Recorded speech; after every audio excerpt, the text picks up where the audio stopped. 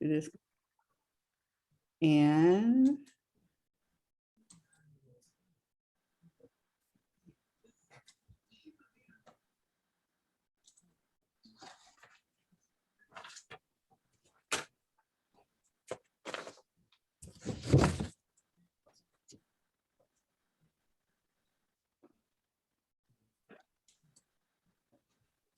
well, grand rising to all the sisters and the brothers out there in Facebook and YouTube and Zoom, all my queens on Zoom. I want to thank you for joining us this morning. Want you to know that at 9 o'clock Eastern Standard Time, in other words, in about an hour, we will close our social media and continue on Zoom only. So if you want to, you can join us now by getting your Zoom link at elizabethvisionaryconference.org.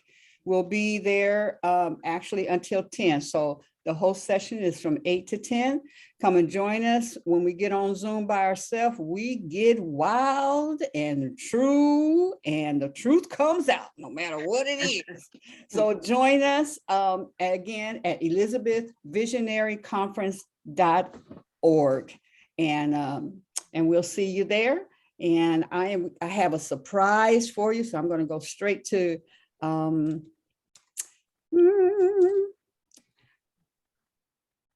where am I going? Right here.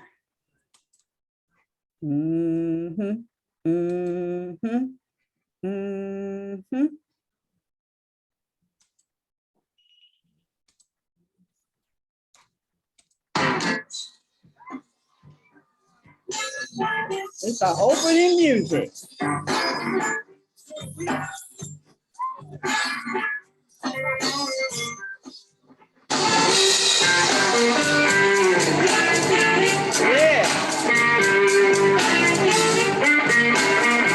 Look at that look she's giving us. I don't want you to be no slave. I don't want you all day. I just want you to be true. I just want to make love to you. Go ahead. All right. That's our queen mama.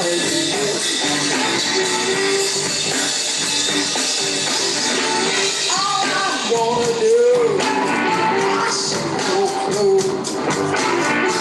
I don't wanna keep you low.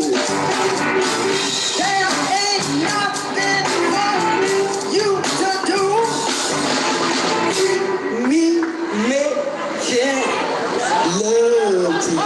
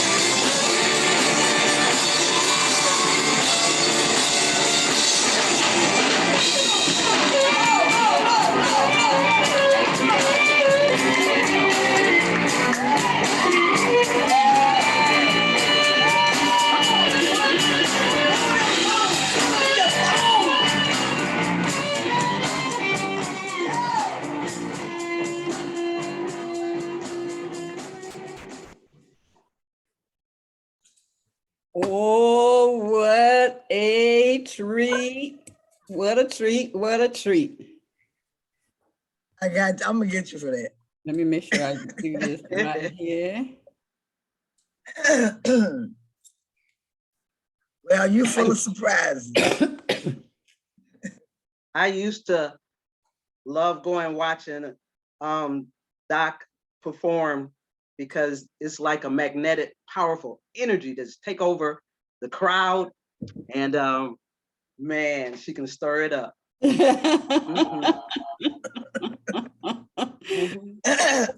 goodness. I so enjoyed all of the information you sent to us in the text. I listened to them as I was going to sleep last night. Me too. Really? So thank you so much. It's just so wonderful to have you with us. You and Mama Awa just have been such a blessing. That Wednesday, you know, as they call it, over the hump, the hump day. Hump day. As every day is exciting and loving. And so I just thank you.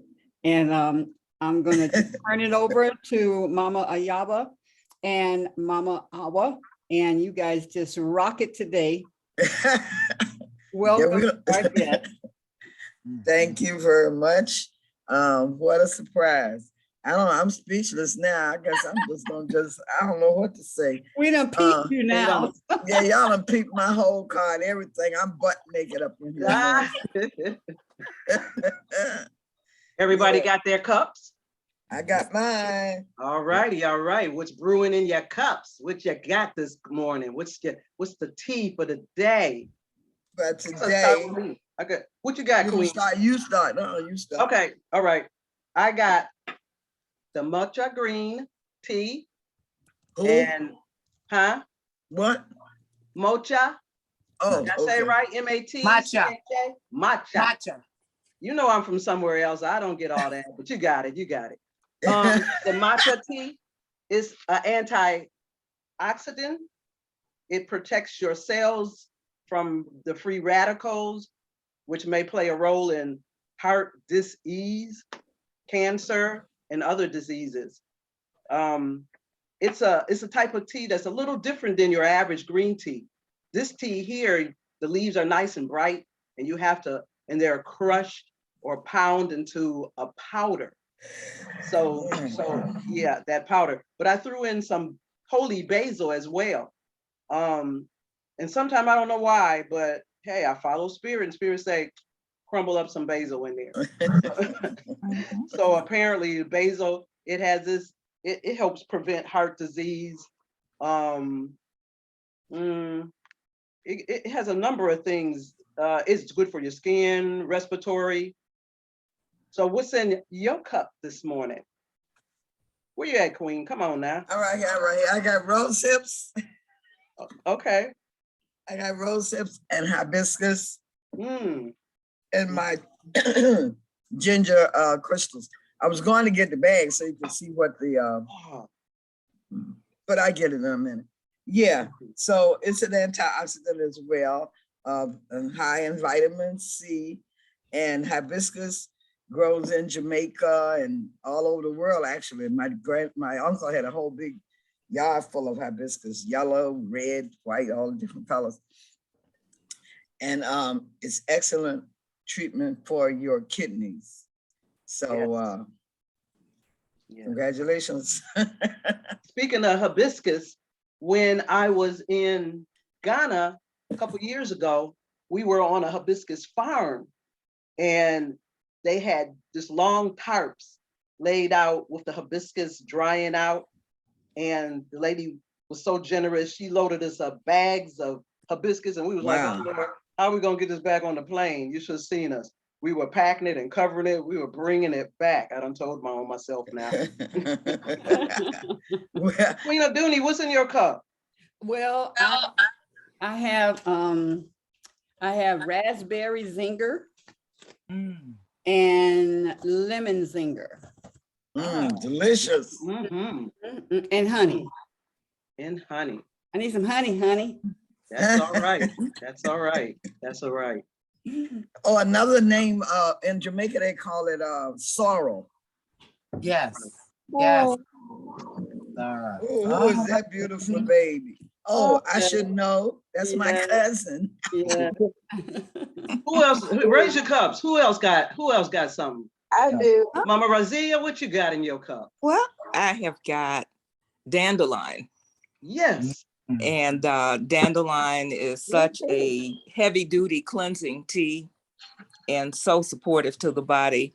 But this morning I looked out and saw all those dandelions covering my lawn and realized that that's a message that I need dandelion. That's the message. So, so that's what we're drinking. Pam, you got a cup? I'm drinking dandelion tea too. And all right, all right, all right. A mother's milk tea as well. Sir, it's hot. Who was that talking? Me. Khalifa. Hi, Khalifa. Hi. Khalifa, what's in your cup, Khalifa? Mother's milk tea and oh, that's right. Yeah, and dandelion. That's right. That's and right. honey. Good morning, Nawili. What you got in your cup? I have chamomile, lavender, and the honey that I use has ginger in it. Top of the morning. Top of the morning. Tiffany, you got a cup? I do. Yeah, water the grass with your cup, girl. What you got? Red raspberry leaf. Yes. Fresh from our community garden that Sister Liv picked on Sunday for us. Tell us about that raspberry. What does it do? What does it do? Red raspberry is a wonderful tonifier for the uterus and the entire reproductive gland system. So that's it. Pull it together, pull it tight. Yeah. Who else? Who else? Pam, did you say yours? Or I think we talked over. Yeah. I have a chamomile with a mango.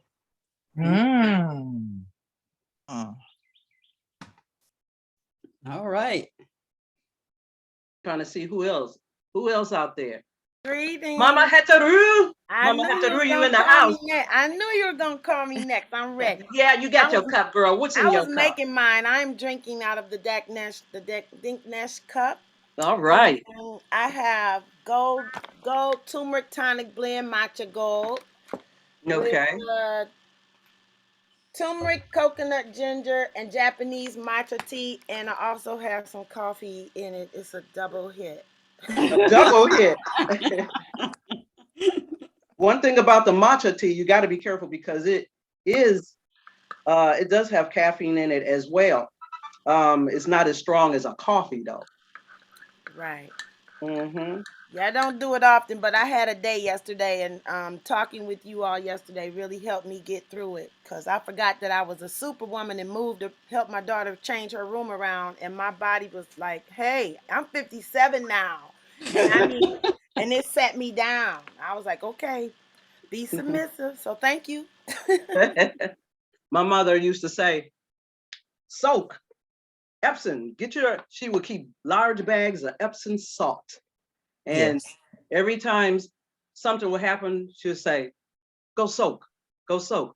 And I just say, she says soak for everything. Mom, my eye, go soak. You know. I did. Oh, did Deetra say something? Did you have a cup? Well, good, Grand Rising, everybody. Grand Rising. I didn't have a cup per se, but I had a handful of grapes this morning because when I grape or juice, it gives me H3O2, not H2O, not just water, but I get H3O2, and that's a very it's a type of water that really works with the cells of my body. Yes. And so I had some grapes this morning. Thank you. That's all right. That's all right. It's good for you. It's getting that water in. And sometimes I crave grapes. And anything you crave, go look it up because the message is there. Something is there telling you to do this or that. And that's called listening and following. Yes. Queen Ayaba, babe, what you got to say? Well, all I would like to say is that's, do we have any more people with tea? I see it's 17 people on here. Any more tea people? Y'all know on Wednesday, y'all come with your cups. You come with your tea, not just any tea, your tea for the day, what makes you. That tea that has that, that for me, it's the tea that the creator speaks to start my day. It's like, you need this, you need a little cleaning with that. And I listen, and I listen. Is our guest here? Yes, he is. Well, let me look at him. That's right. Give us some candy, sir. Greetings. Some eye candy. Greetings. I can't get it. I'm supposed to hit, wait a minute. I'll bring him up. Let me find him. I should say let her find it. We're searching for you, brother. You are, I'll find you. She's gonna find you, man. So don't hide. Come out wherever you are. Maybe he should speak, and then you'll be able to find him. Oh, can you hear me now? Oh, there you are. We can hear you Ooh, now. I love that blue. How are you? I'm wonderful. That's a poo. I'm so sorry I can't touch you. We'll fix that soon enough. Okay. Well, everyone, I would like you to go ahead and introduce yourself and tell the people something about yourself. All I can tell you is that he's wonderful and brilliant and very wise. Oh, wow. Well, thank you for this beautiful invitation. I literally woke up 2 minutes before this show started. Well, you and I woke up at the same time. I just let my body wake me up before time, and it gave me 2 whole minutes to get. So I was really happy that you all did your roll call and your tea call, and it was really inspiring, not only to see beautiful sisters in fellowship, or I don't know if that's the word, women fellowship, or, well, we'll just say fellowship. Unity. Gathering.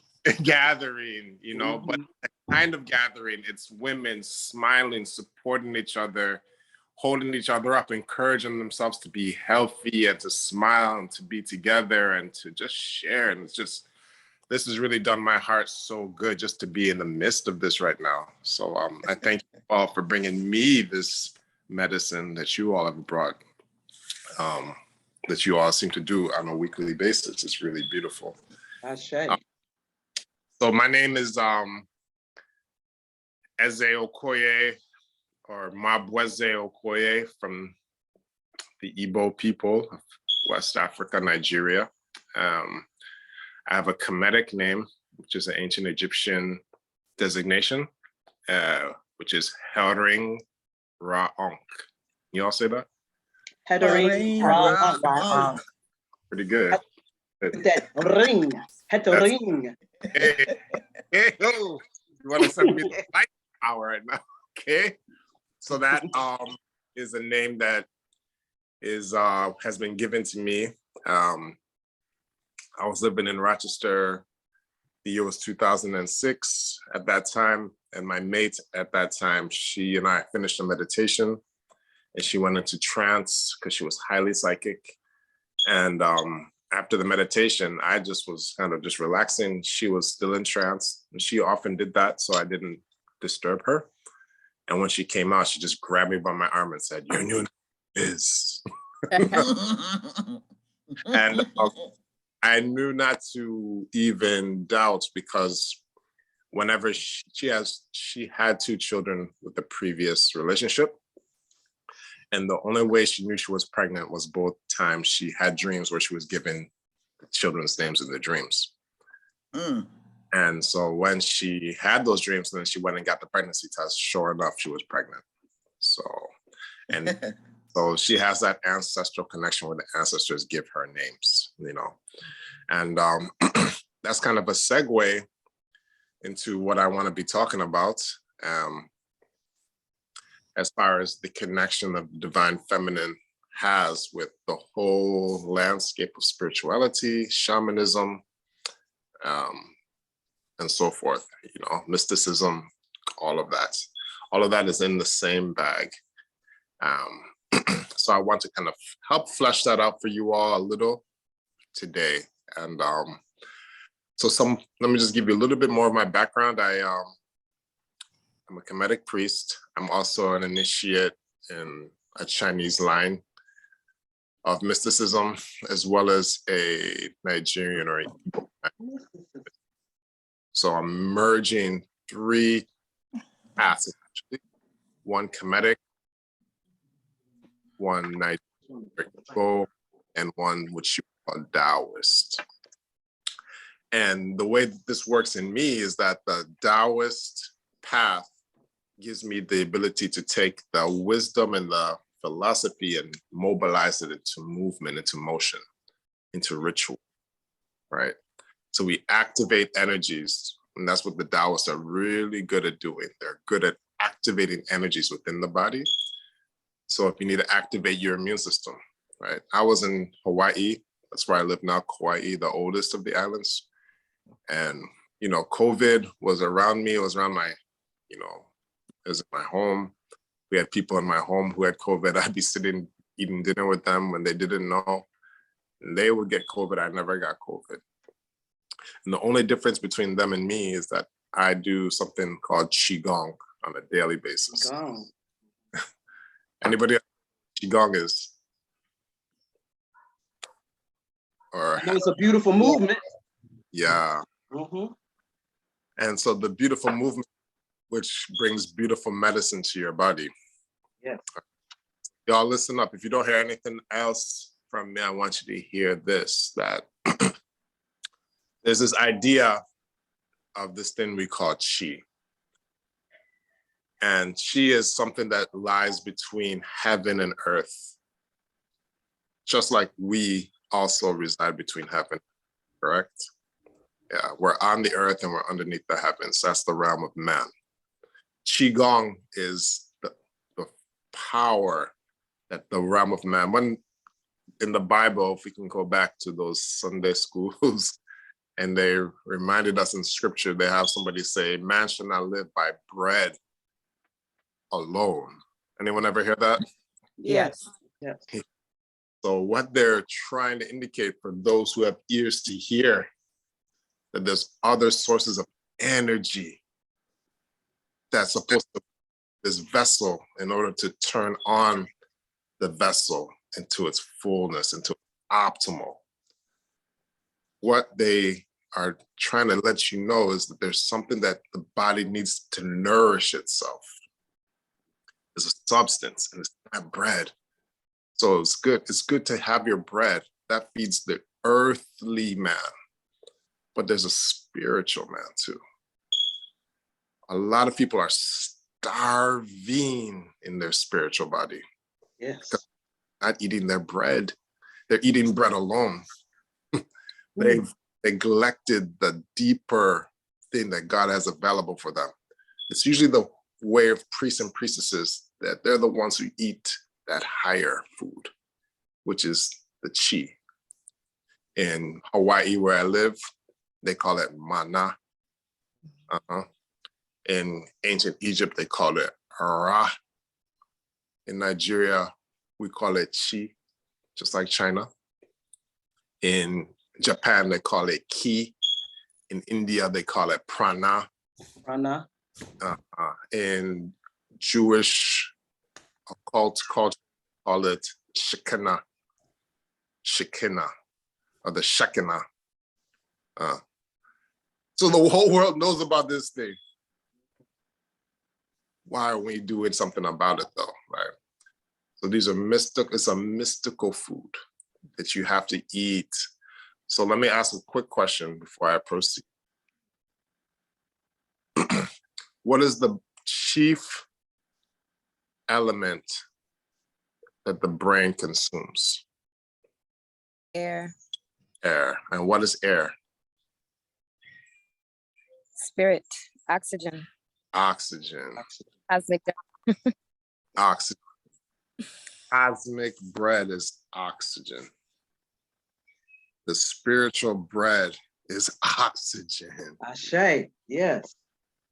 Yes. Your brain is the chief consumer of oxygen in your body. So how dare you starve your brain? Mm. Can you risk to starve your brain in these days and times? Who can risk that? So, I mean, it's not like it costs so much money. You don't need coupons. You don't need coupons. You don't need to go to the coupon place. You don't need, you know, rebates. It's right there available. It's just an evidence of God's love and the God is love. It's the evidence. Why do we deny that love? It's beyond me. Unless there's a society that they themselves know this is the powerful way to connect people, to help people to heal, to be nourished, to be protected, to elevate. And they purposely withhold these keys, right? They may purposely withhold these keys from the people to keep them in a certain condition and a certain status, right?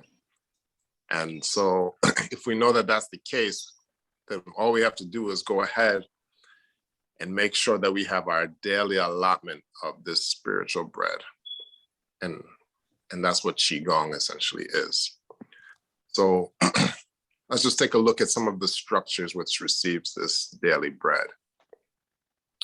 You see what am I pointing to right here? No. Your nostril. It's your nostril, yes. Real close. No. So that nostril, what do you see? How many nostrils do we have? Two. Two. So there's an opening. Two openings.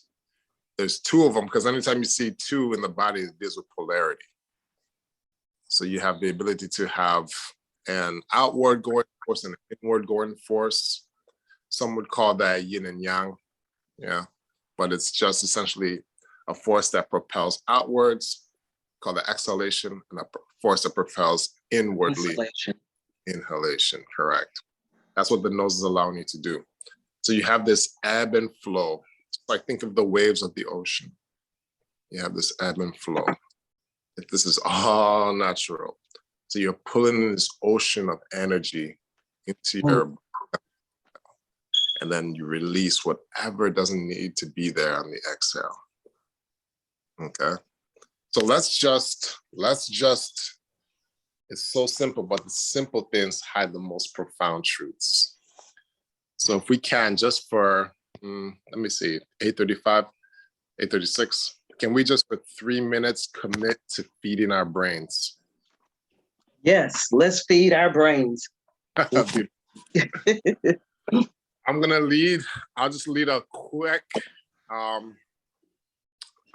little meditation or, relaxation technique.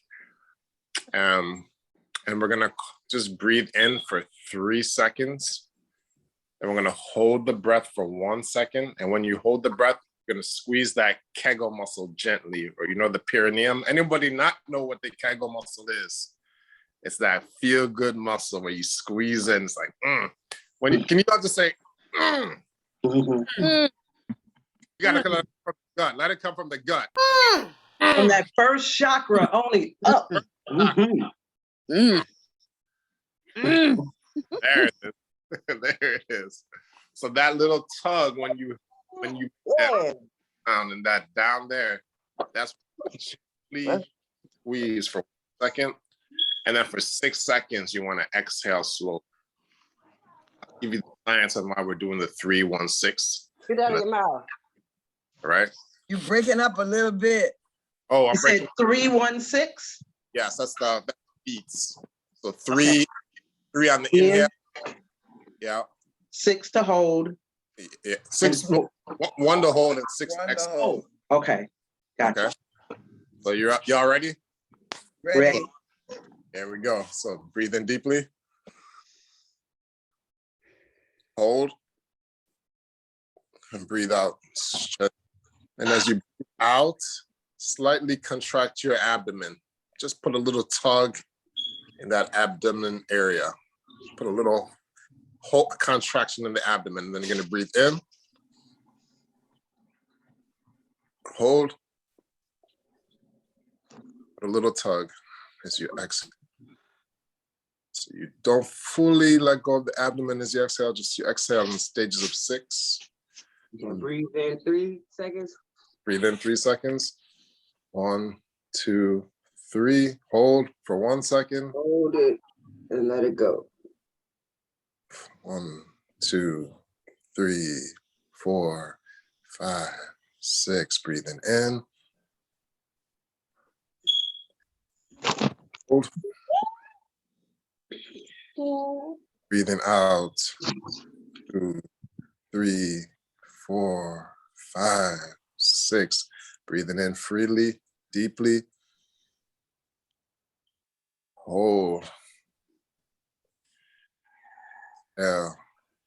2, 3, 4, 5, 6. Hold. Breathing in. Hold. Exhaling. 2, 3, 4, 5, 6. Breathing in deeply. Hold. And exhaling. 2, 3, 4, 5, 6. Breathing in deeply. Bring in that oxygen. Hold it, let the body absorb it, and send out any waste as you exhale. 2, 3. Cleansing your body, purifying your body. Bringing in the higher breath, breathing in. Hold that in the body 1 second. And breathe out all the carbon dioxide, all the waste product from the blood, from the tissues, from the cells, from the muscles, from the thoughts, from the memories. 5, 6. We'll do 3 more rounds. Breathing in deeply. Hold. Breathing out. 2, 3, 4, 5, 6. Doing so good. Breathing in. Hold. And breathing out. 2, 3, 4. Last round. Breathing in deeply. Hold. And let it out. 2, 3, 4, 6. And then just in silence, just feel your body. Keep your eyes closed if you want, or you can open them, but just feel what's happening on the inside.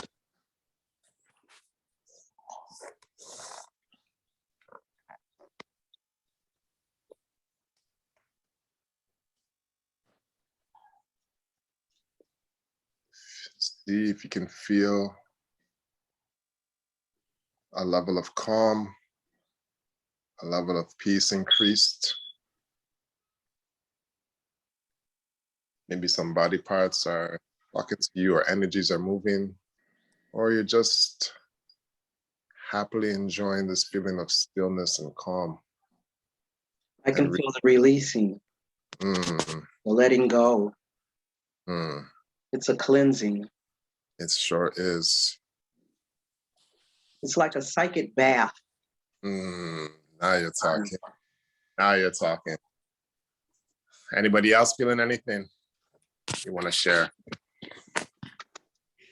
I can feel like in my head, like there's air just going around, and then through my body, just this, fresh air. Mm-hmm. Fresh. That's what the brain needs to do what it needs to do. To control its several million functions that it controls, it requires a heavy dosage of oxygen, which ought to be first thing you do after you raise, and maybe you use the restroom if you have to use the restroom, come back to wherever you need to come back to and breathe. 20, 30 minutes. Let your day start with breath. What do we do? What's the first thing we did when we came to this earth plane from the soul plane? That breath. That breath. You breathe. That's it. When you think of your, when you think of your genesis upon this earth plane, God ordained it. If you're gonna stick around here, you must do what? Breathe. Breathe. So simple, but it's so neglected. Qigong is the science of breath. It's a science. It's just like chemistry and biology and physics and nuclear physics. It's a science our people developed, gave it to the world, and it shows up in different ways. I gave you the different ways it shows up from Hawaii to China to India. We all have the understanding. The older cultures of this earth have the understanding of breath and its importance. It's the West that doesn't have the science. And many of us have been brewed up in the Western world. Sister said earlier, oxygen, and she also said spirit. And the two are the same. If you want to bring more spirit into your body, you have to rest. Clear it out, clean it out. Yes. You must use respiration. We have a question. Someone wants to say something. Sure. Mama at the root. Greetings. I just wanted to say that after I finished the breathing, I felt like my palate was cleared. Like I cleared everything out of my mind. Being able to, like they said, to be at peace. And we did this breathing yesterday. I didn't use the word kundalini, but I call it core breathing. So we were ready for you, Baba. Thank you for setting up the table, Mama Hedaru. Yes. All right. Anybody else? Anyone else want to share on what they felt? Heard some good testimonies so far. I felt, it's hard for me to describe this. I didn't feel physical. I don't know how to say it. It was one with breath, I suppose, but I didn't have the experience or the awareness of my physical body. So let me say something to that. So it's the breathing that takes you into different realms and dimensions, right? So part of my shamanic training, so we don't use drugs like a lot of people like to use drugs. They like to use what they call mama aya, which is ayahuasca, or they may use mushrooms and other things, ethogens, to get into the shamanic realm, which is not an African or an Asian thing. Again, it's a Western thing, trying to imitate the originals, but without the discipline of the breath. So they try to sneak into the heavenly realms. And I'm not, You're trying to cheat. They a little shortcut, They want to take the shortcut up the mountain. But, sometimes it's about the journey. About the they just journey. want a quick fix. Quick fix. Yeah, and that's but I want to share. I had an interesting experience. It was like a tingling, a vibration, like I could feel my hands breathing. It's like that went throughout the body. And I don't get that very often. So that was very good. It's gentle, feels good, but it was the whole body. See that? Yes. And how you affected your whole body just by something so soft and gentle.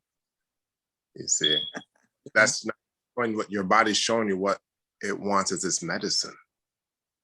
Just give me more and more of that. You felt it in the digits? Yes. Okay. So the digits in Chinese medicine, that's why I like Chinese medicine, because it shows you what this physical temple is, this body. It shows you the inner workings and the medicine of it. That's why I studied that format. And the digits are what wakes people up, right? The hands and the feet. So if you want to arise or awaken consciousness, you can stimulate the digits, right? So people who are comatose, if anyone's ever comatose or knocked out, you would vigorously rub or bring heat to the digits, the toes, the hands, right? Just like you're rubbing your hands, you want to awaken them. That's one way to do it. But you can, sometimes people will stick acupuncture needles there, or they would wear crystals, may put rings on certain fingers to awaken consciousness. You see, that's the whole science of, we'll get into that maybe another time. But, you know, a certain ring would be tied into a certain planetary energy that they're looking to awaken. Maybe they want to wake up the energy of the sun to be more vital in a particular endeavor. Maybe they want to wake up the energy of the moon to bring in more of that receptive, loving, deep, inward moving energy. That's the moon, right? It's a healer. It heals deep from within. Or maybe they want to pick up the energy of Mercury. They have to be very thoughtful and using the power of thought. Maybe they need to write something or communicate something to another. That's Mercury's power. Wednesdays. What's today? Wednesday. The day I was born on. Okay, that's a lot. Thursday, the power of expansion. The great expand is love. So you want to expand the energy, or you want to expand anything. Expand your health. You want to expand your wealth.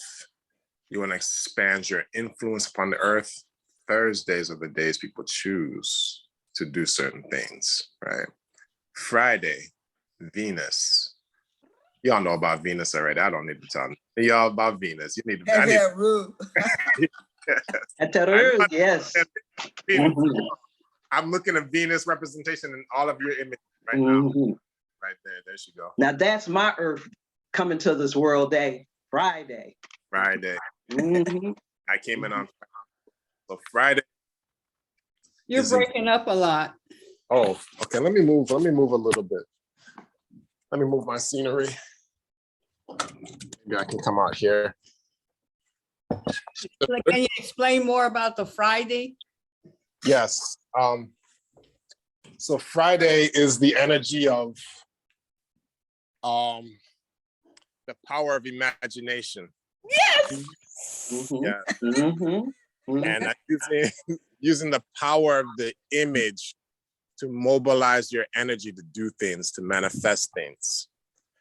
Because before you can be it, you must see it.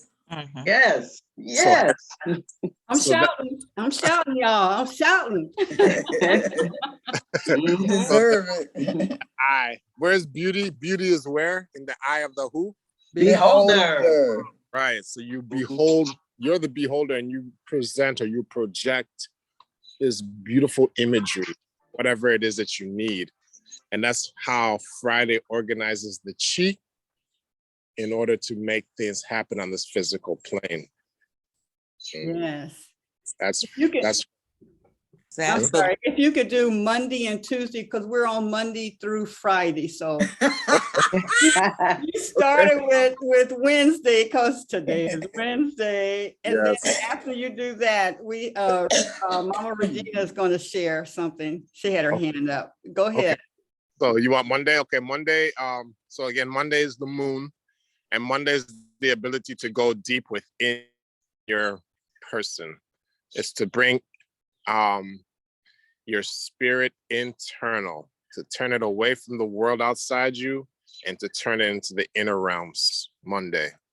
So if you want to travel within, some people call it trance. You transport your consciousness in, and you figure out from where the spirit realm goes, what's happening inside of you. And that is what puts you in touch with your, so as someone who has a lot of moon energy, they're going to be a very good mother, because they're able to take consciousness within and see what everybody needs. They're in tune with, and that's why people who have a lot of moon energy are really good in families, and usually desire families, because that's where their talent can show up, through the family and loving people. Yeah. So Tuesday is the energy where now Tuesday is the energy where you can powerfully manifest your will upon the physical plane. You can execute, right? You can a lot of martial energy, martial force to bear upon the physical plane. You exert your will powerfully. You can dominate your environment, right? Some of us need to dominate. Some of us need to dominate certain spheres. We need to dominate this podcast sphere, or dominate this sphere of, our health. Our health is failing, and we need to impose this dominant energy of health upon ourselves. Tuesdays are the days you would do those rituals, right?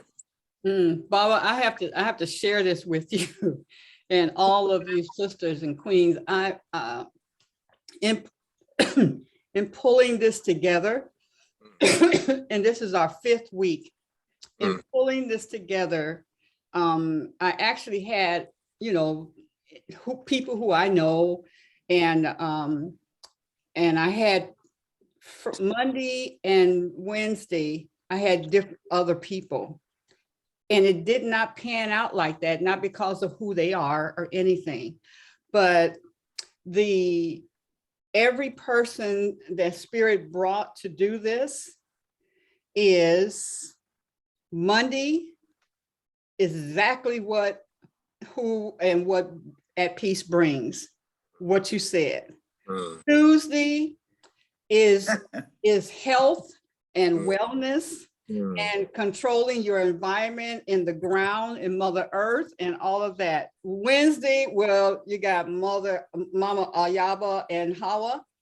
And Thursday, that's why you saw her. That's Naomi, and hers is what's the RUN, and just perfect. And then I am and Danny are Friday about what you're passionate about and bringing that forth so that you can make a living doing what you love to do. Yes, I mean, you think you got it together and stuff, and then Spirit come and say, no, they need to be over here and that's over there, and it so organically created this is so organically created. Thank you. Ashe, Mama Queen of Dooney. And it was a Mama Regina, I think was her name. Yes. She said in her tea, she used her eyes, and saw what was in her yard, and she saw dandelion, huh? Yeah. Yeah. That's what she used for her tea. And the science that the herbs, because I know people in the West call dandelion a weed, but it's really an herb.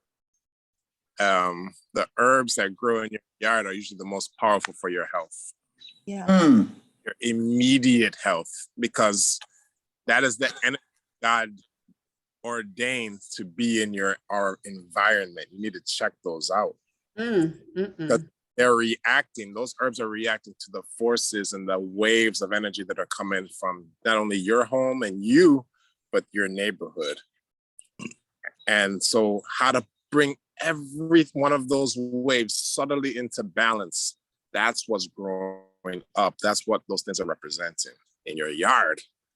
So before you check out the pharmacy, check out your... Can I share a story? Sure. Yeah, well, I want to share. I was out in this field, and a bee went up my skirt, and it stung me in my thigh. Wow. And I grabbed the area and pulled the bee out, but I could feel my thigh swelling. And we were in a meeting, and I'm trying to be attentive and talk, but I started looking around because I know the medicine is on the ground. Yes. And it was a plantain leaf. It was a couple other things that I pulled at the time I recognized. And I didn't have time to go rinse it off. I put it in my mouth and chew to activate that enzyme. While everybody talking, I done slid my hand down my shoulder and I packed it on my thigh. And I'm telling you, within about 15 minutes, the swelling started going down. Yes. Stinging stopped, and I was able to walk the rest of the land. Hallelujah. Yeah. See that? That's bush medicine, literally. Mama Regina. I'm a witness. So Unmute yourself, Mama Regina. Hi, Grand Rising, everyone. Grand Rising. Grand Rising, Baba, thank you for everything that you're sharing right now. It's so amazing. And I've had many experiences working with plants like that. Just yesterday, we were some women together in my yard cleaning it, and we found a new plant that had medicinal qualities. And I've had experience on the land where I wanted a particular herb and it'd be there like the next day. So I definitely have had many experiences where what you need shows up. I do have relationship with plant spirits and the breath on both spectrums. So I hear what you're saying about how we can get to these altered states of consciousness without any medicines of the earth. I've studied holotropic breathwork with under Stanislav Grof's teaching, and the holotropic breathwork is, he studied altered states of consciousness through plant medicine throughout, because that is a South American, it is not an American tradition, it's South American, and also in Western Africa, they use iboga, which is a very powerful old root, and not everybody is in alignment for that initiation. However, those that are greatly benefit with the intel that comes through from working with those plants. I've been in the Amazon working with Mother Ayahuasca. If you ask me, I would tell you I only had to maybe work with it once, although I worked with it many times. I think the Westerners are over consuming it. They're not understanding it. They're in the Amazon, it's only used under special circumstances, one-on-one. And like I did it once in the Amazon, and well, twice, but the first time was really where I got the intel, and it really wasn't necessary probably to do anymore.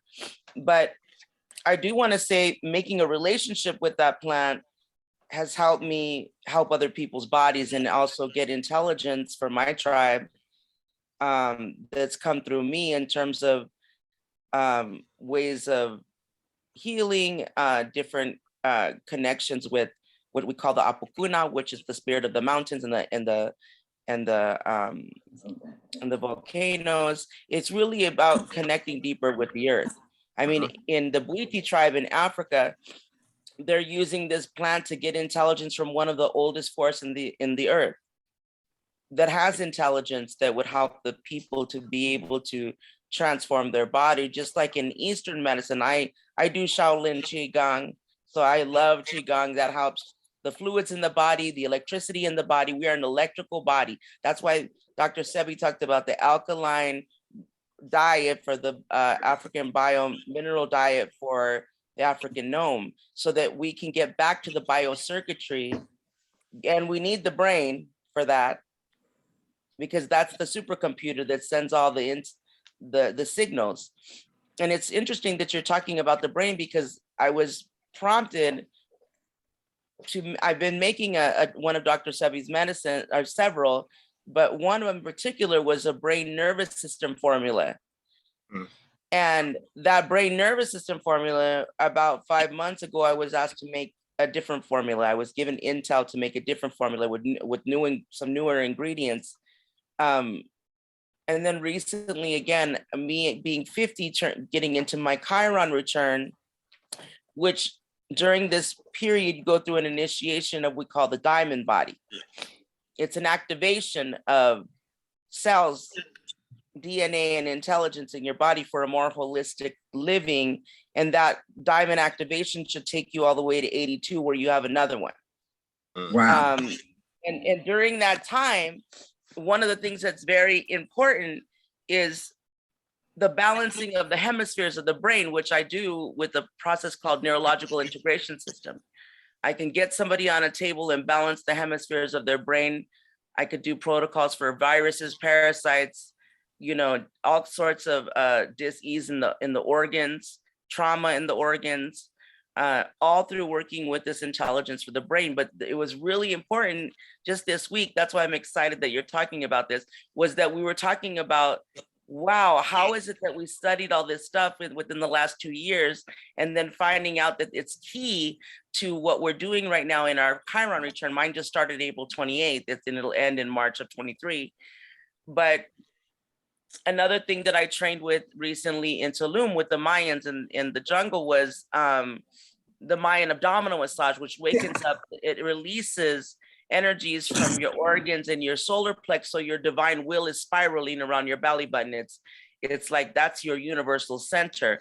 So it was interesting that in this intelligence I got, that the hemispheres of the brain being balanced, it's key to that the solar plex be uninterrupted by any kind of energy obstructions in order to keep the hemispheres balanced.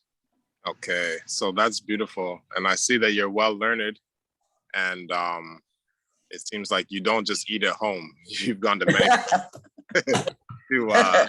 to knowledge, and that's beautiful. And I admire that in people, and you and others who do that, because I'm very much like that as well.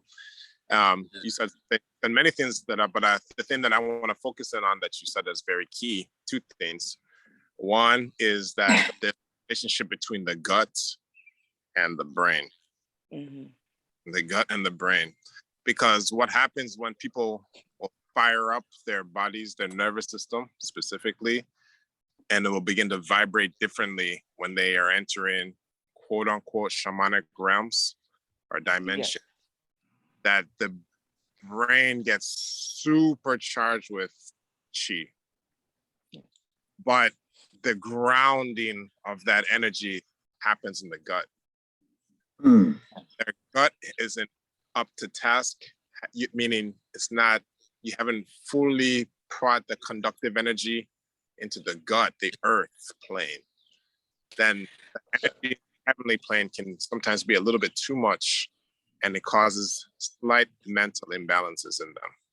And so when you're working with plant spirits, one of the things that is required in the Amazon, I know they're not doing it a lot here in the States, but I do it when I've served before, is you have to go through a 2-week to 4-week dieta, which is a cleansing of your gut.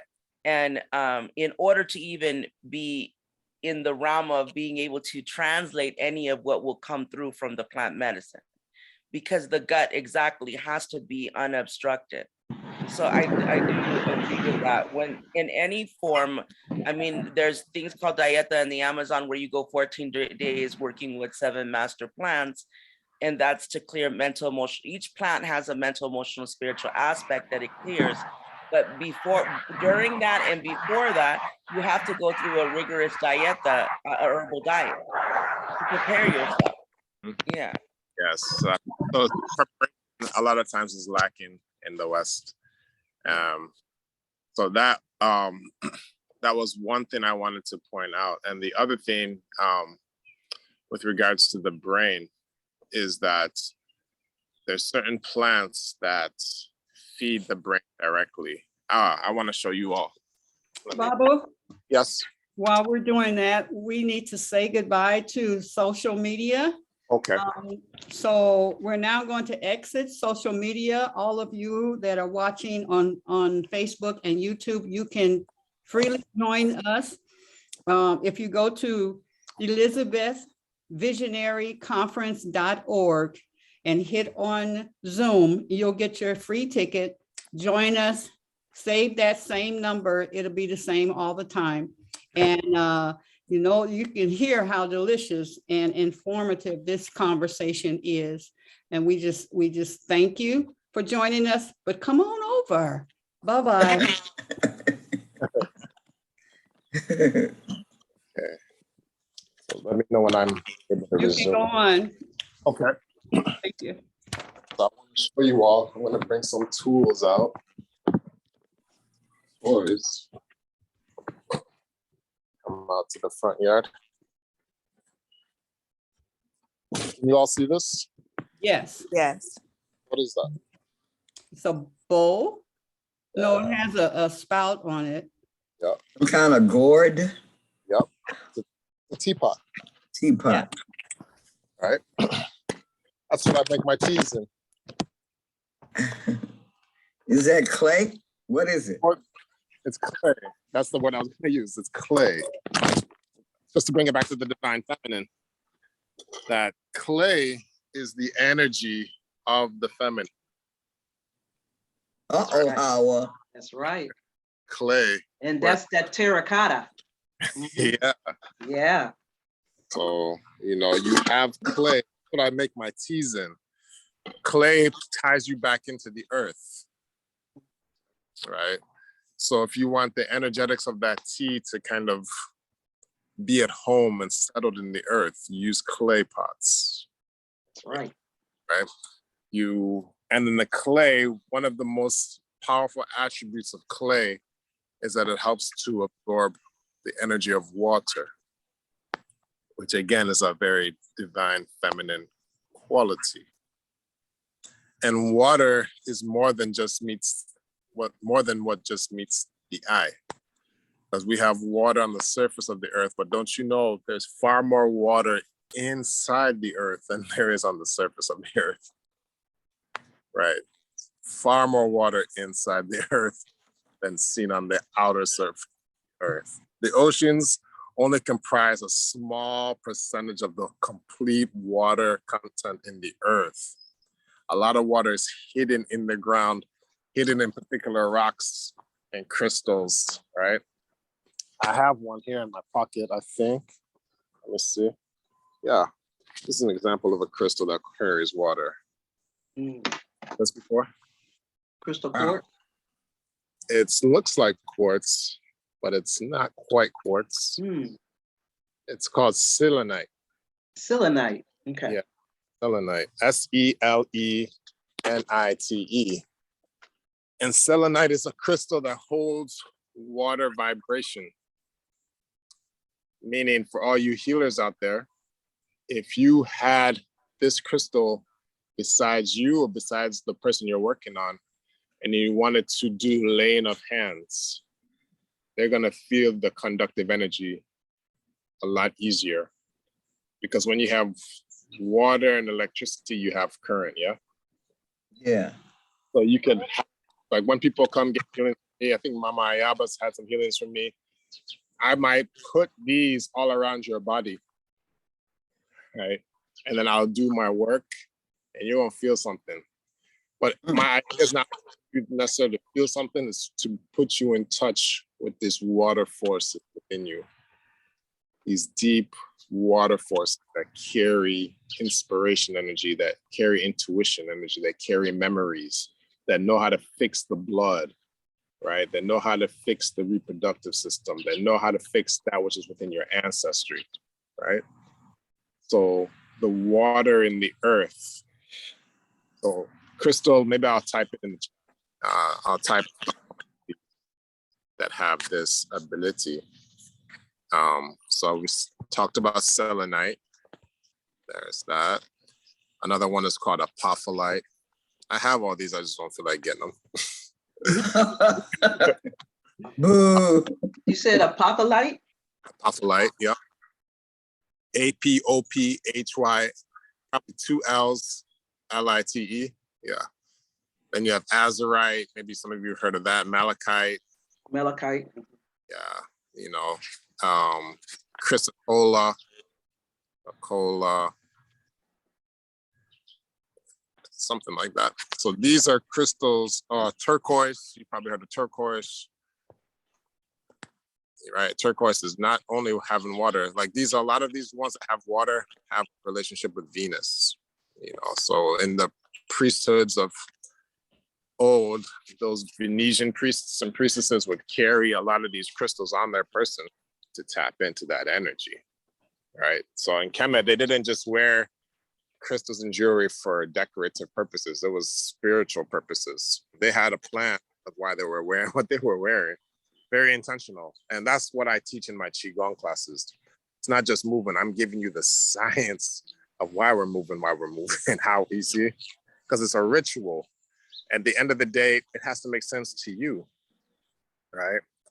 It has to make sense to you why you're wearing what you're wearing, the colors that you're choosing, the stones that you've chosen, the herbs that you're putting in your body. It's a science. And when it all makes sense to you, your intention is there. And your intention is the closest thing you have to God. Wow. Yes. And that's the intention is what activates the ritual, not the items. It's your intention that awakens the items. So the intention serves and the items serve as an extension of the consciousness of your intention. And that's what makes rituals work. Okay. Wow. Yeah. I feel like I've talked a lot, but I just wanted to share that that's part of the brain work. Another part of the brain work are these, like, I make herbal teas specific for the brain. This is one of my favorites. Good morning. Good morning. This is dandelion leaf. And inside here, I packed in some other herbs that are rich in iron. Sister talked about the late great Dr. Sebi, and he was very much on alkaline foods and substances. He showed that the body is electrical, but it's also magnetic, also magnetic. That the iron is the only magnetic principle on the body. And does anybody know what organs the iron feeds inside your body? Because I know a lot of us know about iron, but do you know what organ iron? Liver. The blood. Liver, kidney. Blood, the liver. The stomach. The stomach.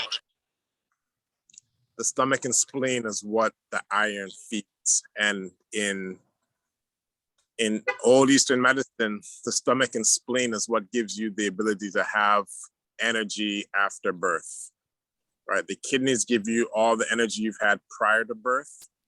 So your ancestral energy, your lineage, and your parental energy, they call that the genes and the genetics. That is the kidneys domain. But what you gain after your first breath, how you're fed and nourished by the earth, that's the stomach and the spleen's domain. Okay.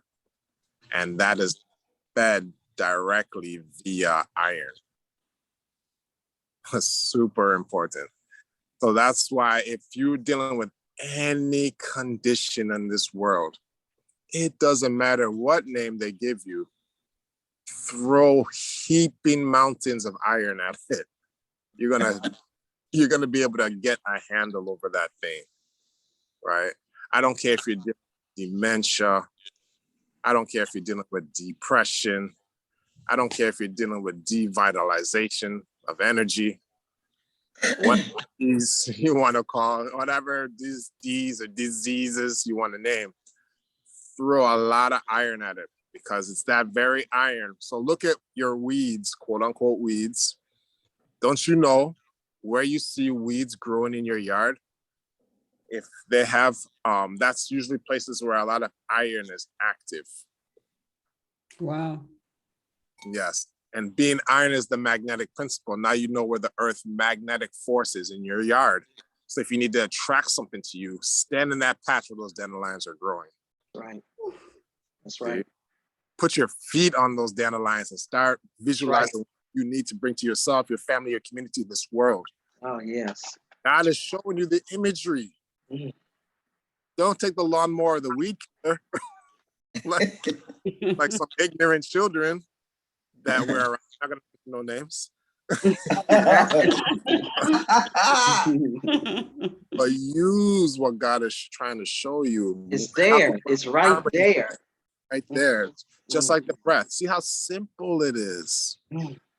Not hard. None of this is hard. And they haven't put a price on breath. I mean, they haven't put a price on the air yet. Still haven't, but if you let Amazon and mess around, they might try to find a way. That's why I moved to Hawaii, because the air is so clean. It's so fresh. We are in the middle of the Pacific. You know, the most pollution we get is when the wind brings a little bit of sand across our nostrils. You know, that's it. But anyways, I have a question, Baba. yes, please.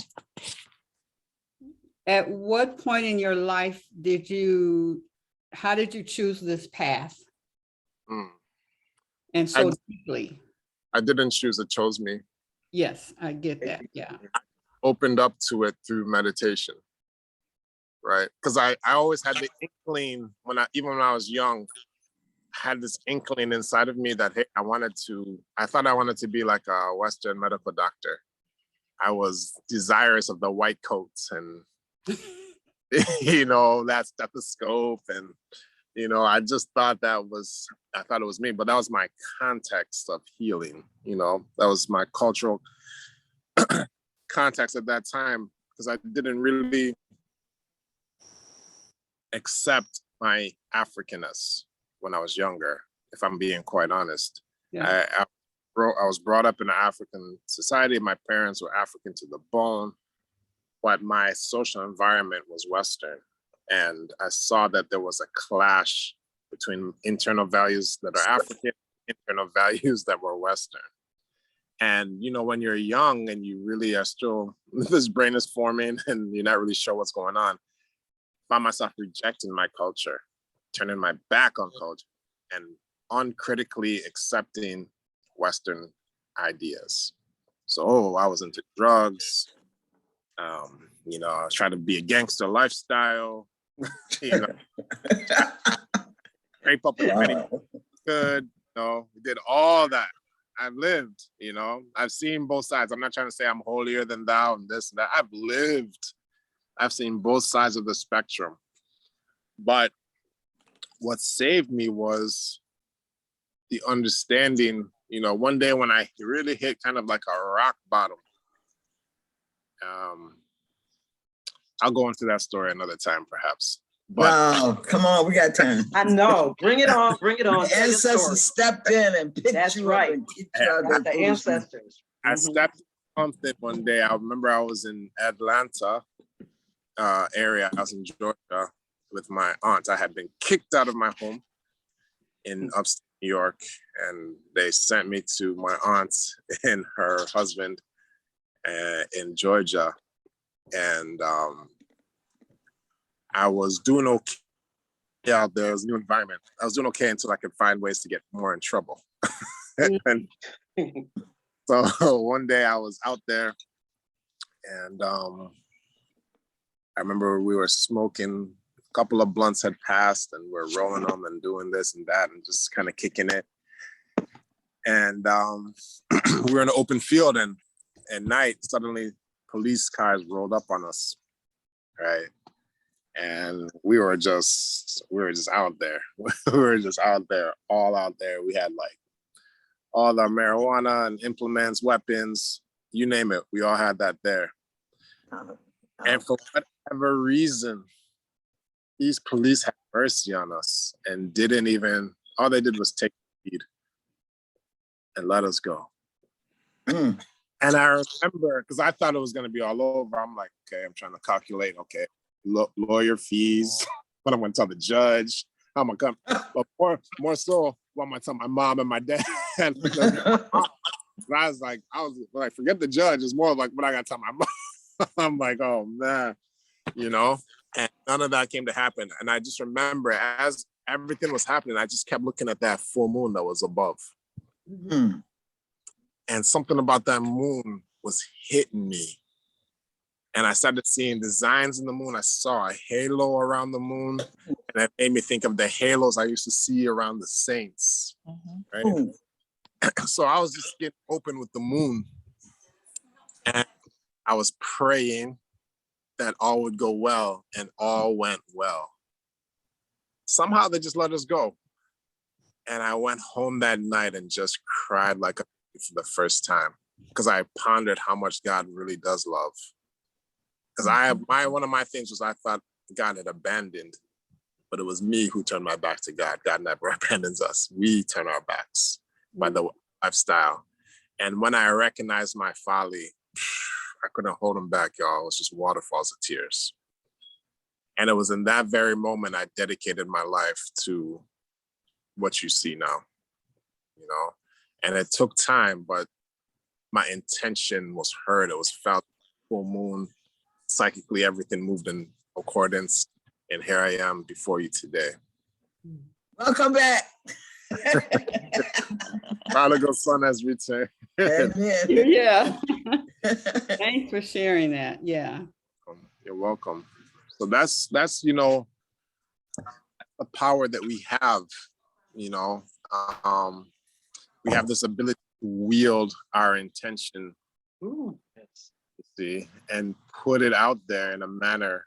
And if you continuously do it, you know something's gonna come back. And it may not always come back exactly how you envisioned it, but what is necessary is gonna come back. Yeah. And you probably all have testimonials of that. Mm-hmm. Very Yep. intensely, and you got what you were looking for. That's probably how you got your jobs, how you got that man. And so many other testimonials, you know, healing and working with others and just things where like, oh, I was just in the right place, the right time. All of that is evidence of your intentional work.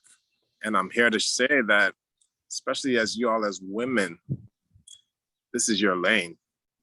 This is your lane. Like, you all are the masters of, you know, when they talk about masons, right? Masons are orders. It's an order. You know, when you look at that word and break it down, you just see Ma. Like Ma. That's right. But Ma's first. Ma's first. Right? Ma's son. You know? So the whole idea of masonry is understanding that power of the moon, you know, and its influence. You know, when you bring the moon inside of you is your spirituality that ties in with the power of trance. So going into deep meditation. And when you're in trance, what are you wedding to your trance? Are you wedding images of health? Are you wedding images of wealth? Are you wedding peaceful relationships? Are you wedding your purpose? Right? That's the sun. Whatever you're wedding to the Ma, whatever you're wedding to the moon, whatever you're wedding to your trance. That masonry, right? That's the masonry. And that's what you want to do. And you want to make sure that whatever you're wedding, you want that wedding to be beautiful. And for that wedding to be beautiful, you want the environment to be beautiful. And the environment of the wedding is the body that's purified, that's strengthened, that's electrified, that's magnetized, right? And that's why we use herbal methods. Right. Look into your yards is my encouragement, and see what's growing. If there's, you should be masters, like you're a master in your kitchen, you should be master of your yard. Be on top of every herb that's growing there, because they're giving you keys, natural keys of what's happening in your environment, and maybe clues for what you need in your body. Right? So if you're seeing dandelions, what's that mean? If you see self-heal or all heal grow, what does that mean? If you're seeing daisies grow, what does that mean? If you're seeing clover, red or white clover, what are those meaning, right? Look them up, you know, and it will give you clues on the energetics on your land and most likely what you need inside your body. Can I ask a question? Sure. I really relate to what you're saying in terms of the environment. Now, I just want to hold this and let you see. Can you see that? Yes. Those mullein? Yes. These mullein plants just came out of nowhere, and they are all over my yard. This is a big area here, and then there's an area on the side of the house, and I didn't know what to think of it until I began to listen. And what you're saying today just resonates with me. This winter, in late December, early January, we found that our basement was flooded. We didn't know the flooding had started. It was a failure of a sump pump. But my eyes were stinging and I was having congestion. And of course, in this time of COVID and all, I was saying, oh, wow, and I was praying. But I'm finding out that the mullein is a major, major player in respiratory healing. Correct. And respiratory supports. I had even, in spite of myself, I had gone and consulted a doctor to say, I'm having all of this congestion. What should we do? But anyway, God has given me these huge mullein plants, enough to share with, enough for myself. Yes. And to share with neighbors. Yeah, thank you, Razia. I have sisters. So it's just, okay, sister, here it is. There's no reason for you to go any further with this respiratory problem or all the congestion and the difficulty in the chest. Yes. I was the one that was talking to you about the dandelion. Yes. In my yard. There's more mullein and it's just all over. Oh, wow. But the dandelion, I don't know what to do with the flowers or exactly how to use it. I need more research, just more understanding of that. I think the flowers are so beautiful. Yes. And that surely there must be a way to just harvest them and use them. We lost your picture. You can steep it. Somebody is trying to get in. Oh, I see. Yeah, and You it's can steep the whole flower. I'm still here. I'm live or live. You were saying. So I was asking if there was any, if anyone knows about the value of flowers, the dandelion flowers. You hear of the leaves, you hear of the root, but the flower itself, those beautiful yellow flowers. You can steep that whole flower if you wanted to. Just like you would the leaf and the root, you can steep the whole plant as a tea. Okay. Yes. So we'll have enough tea to feed the flock. Yeah, every part is beneficial. It all has great benefits. Of course, the roots bring in the most nutrients, and the leaves, chlorophyll and nutrients. So they're the strongest part of the flower. But yeah, the whole thing can be used. The whole thing can be used. So an easy way in elementary herbalism, right? There's something called laws of signature. You've heard of those? Anybody? Laws of signature. Law of signature, yeah. So a law of signature states that if a plant looks like something, it's gonna help that thing to heal, right? So like if I don't have it here, but like you know how like cashews look like kidneys. Yes, walnuts to the brain. Walnut looks like the brain. So if you eat walnuts, it's gonna help heal that brain. Okay. Right. Cashews look like kidneys. So if you eat cashews, it helps to heal the kidneys. Right. So there's the idea, that's one idea of laws of signature, that if it mimics something in nature, like say like yams look like the reproductive organ in men. Yeah. And when you break down the science, it actually has a lot of things to help to raise testosterone levels and so on and so forth, like the African yam. So that's one aspect of the law of signature. But another aspect, like the sister Liv was talking about, was like when you dealing with the roots and the leaves. So the roots generally in plants help you to deal with your roots in your legs, right? That which connects to the earth. So if you have issues, generally, one level of consciousness will have you using roots of plants to help rebuild the roots in your legs, right? If you have congestion or chest issues, respiratory issues, then the leaves can with that. And also the leaves are kind of like the arms of the tree or the plants. So if you have issues in your arms, then maybe you can now use the leaves or the branches, right? Twig, like cinnamon twigs. And that would assist with the arms. So then if we got the roots for the legs, the branches of the twigs, the leaves for the arms, what do you think? What part of the plant? The head? What part? What? The flower. Yes, the flower or the fruit. Flower or fruit. What's for the heart? What plant would be for the heart? For the head, I'm talking. Because the question was about the dandelion and the yellow or the white of the dandelion, right? They were talking about the flower and they were wondering what benefit could it have.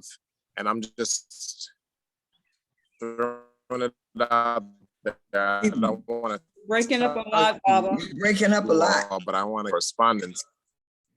You breaking up. You're breaking up. Is it clearer now?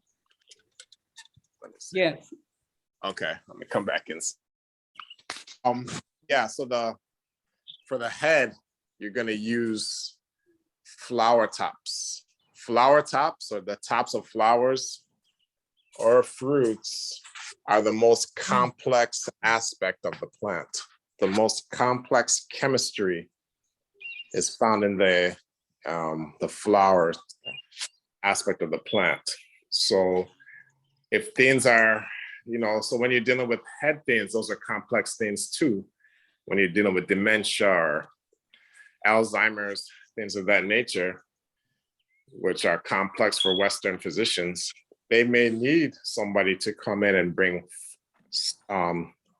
steeped flower medicine to that individual, right? That what's going on. And the chemistry that will be unleashing the brain may have what's necessary to help that person to heal.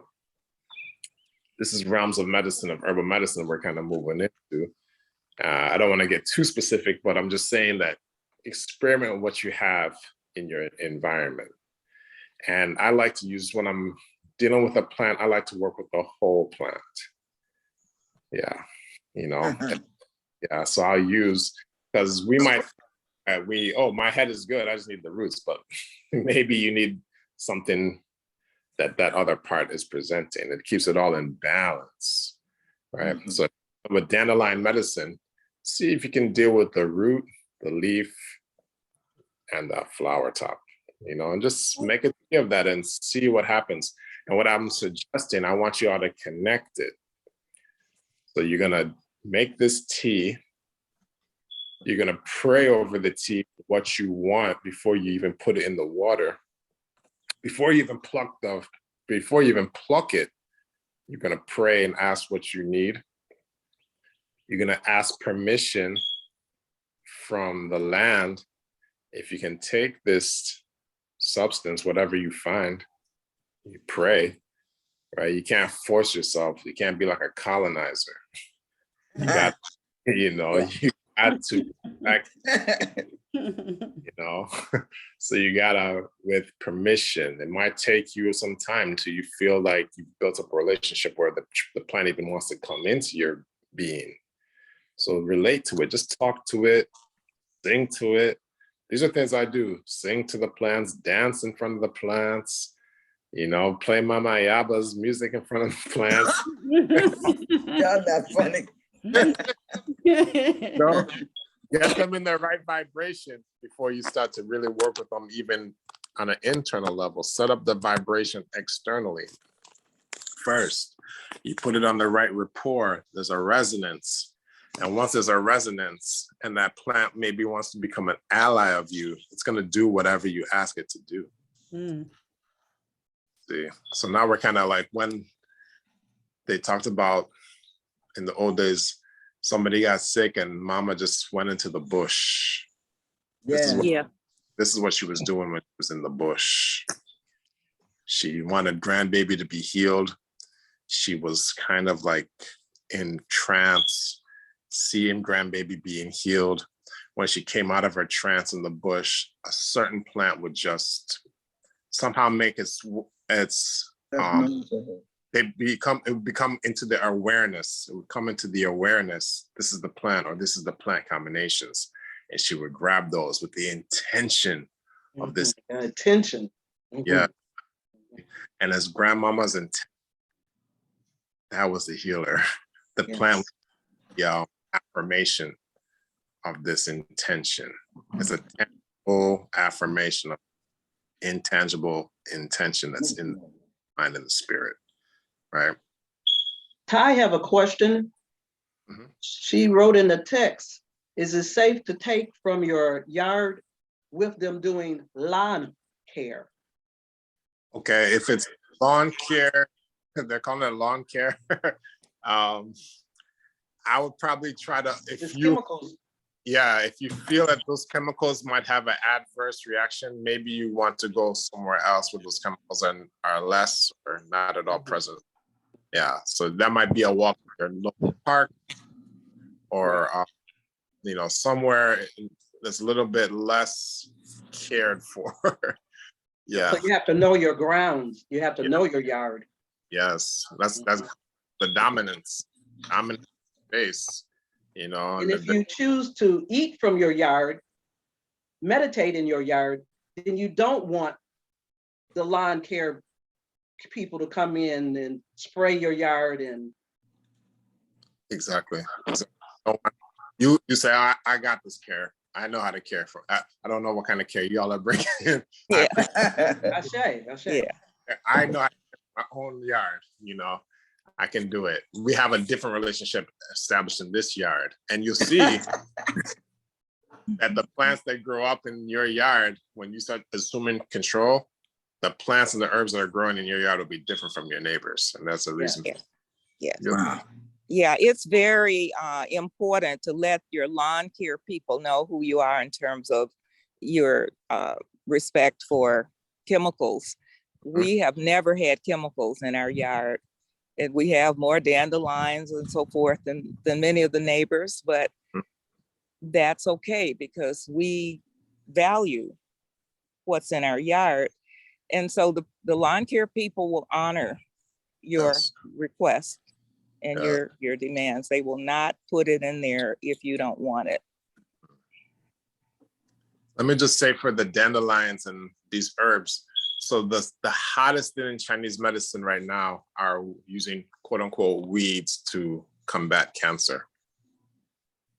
They're finding they're having the strongest success with that very dandelion and other herbs like the Artemisia, Artemisia vulgaris, Artemisia capillaris, like wormwood, mugwort, dandelions, daisies, pansies, lamb's quarters, prunella, right?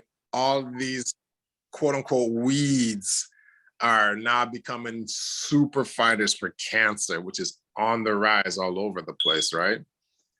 So you may want to, why wait till that condition? Start becoming familiar with the weeds that are growing in your yard currently, right?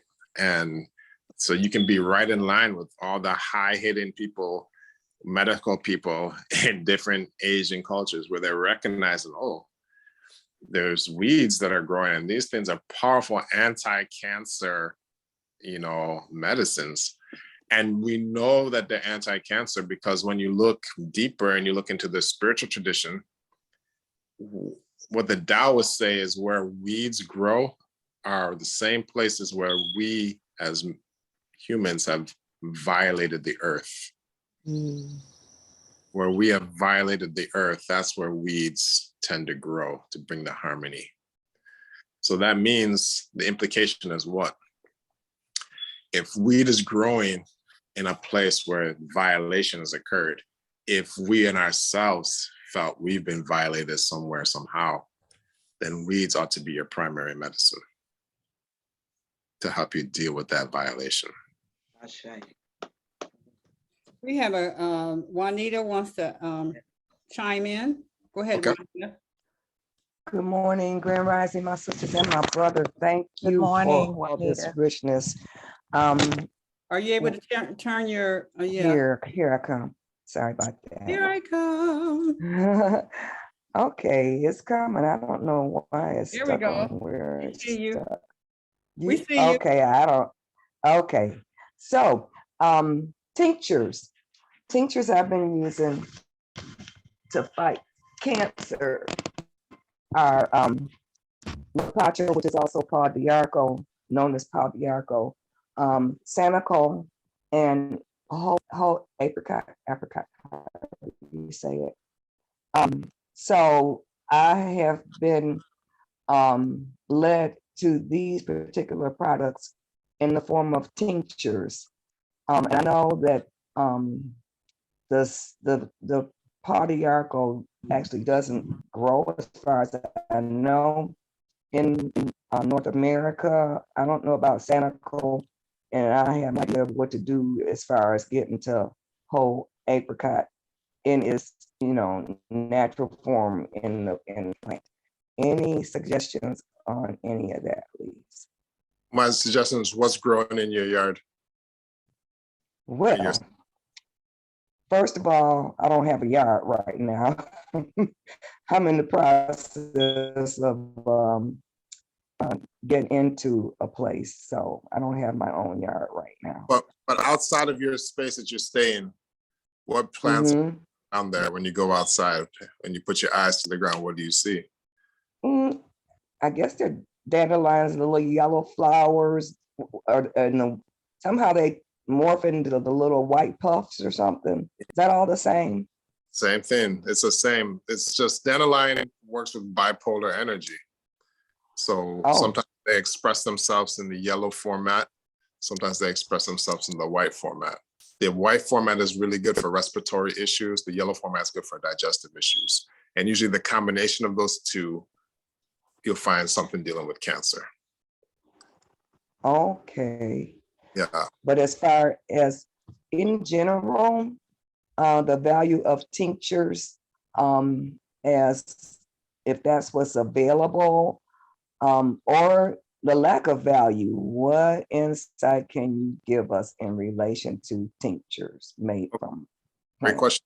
So plants have many ways that you can prepare them, right?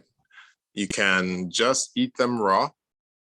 That's like the initial process. Like in salad, sometimes people just take some of those quote unquote weeds and just put them in your salad. That's the way they begin of their power inside your body. And then, so there's like this gradual stepping up of the potency, right? Like we talked about earlier with regards to some of the plant medicines, say like in South America or other places of the world, there's places where you go high dosage right away, or you can gradually arise to that power, right? You set up the foundation. So what I'm suggesting is, or at least the way I was taught, is that you want to introduce plant power gradually, right? Because that way your chemistry can not be inundated and can understand what you're doing and integrate it, So you may start off with eating, tasting, like when we were children, that's the first way we got introduced to things. We just put things in our mouth. A child is doing that because that's the way they inform themselves of what their environment. It's like how animals do. Animal puts something in their mouth, they're getting information directly from the earth of what this thing is, and that information transmits into their blood and eventually to their consciousness. After the eating phase, you can go ahead and make yourself an infusion, meaning you take hot water, boil that water, and then you drop the substance in and then take it off the heat source, right? You leave it in that water, but you take that water off the heat source, cover it, and just let that heat extract whatever it can extract from the plant substance, say the Pau Diarco here or something like this, and then drink that. And that will give you a new level of information from that herb. It's deeper because heat, fire makes more activity occur, right? And then, then you do that for a while. Now you can do a decoction or make a soup where you take the Pau Diarco in this case, and you bring it up to a boil and then turn the heat down to low heat and let that sit 30, 45 minutes. drink that. That's another level of information you're going to be receiving in your body. And then after you've done those 3, then you can go ahead and mix alcohol with the herb in the form of tincture. But I guarantee your body will be far more prepared and ready to handle that tincture if you go through this grounding process first, right? But I have. Oh, go ahead. I'm sorry. I have a lot of the tincture on hand, and I had been taking the tincture for a period of time over the course of maybe a couple of months until God got a word across to me. I think I was taking too much. I was kind of like on the verge of overdosing on and God guided me to use the traditional, not traditional, but the conventional medicine that the doctor prescribed, which is getting results. But I can tell it's going to be time for me to get back to the raw vegan, the herbs and whatnot as my primary means of healing and staying healthy. So I have no idea where to get the plants, but I guess I can start doing all that. But thank you so much for giving me the perspective on where tinctures stand in the process. It's really like a more intense way of introducing the essence of the herb or plant into our bodies. And that's kind of where I am. I think that's where I'm gonna be once I come off the medication. Any insight you can share with me, knowing that that's basically probably where I'm gonna be coming back into the herbs in the form of tinctures. Any thing you can suggest in terms of keeping my metaphysical balance?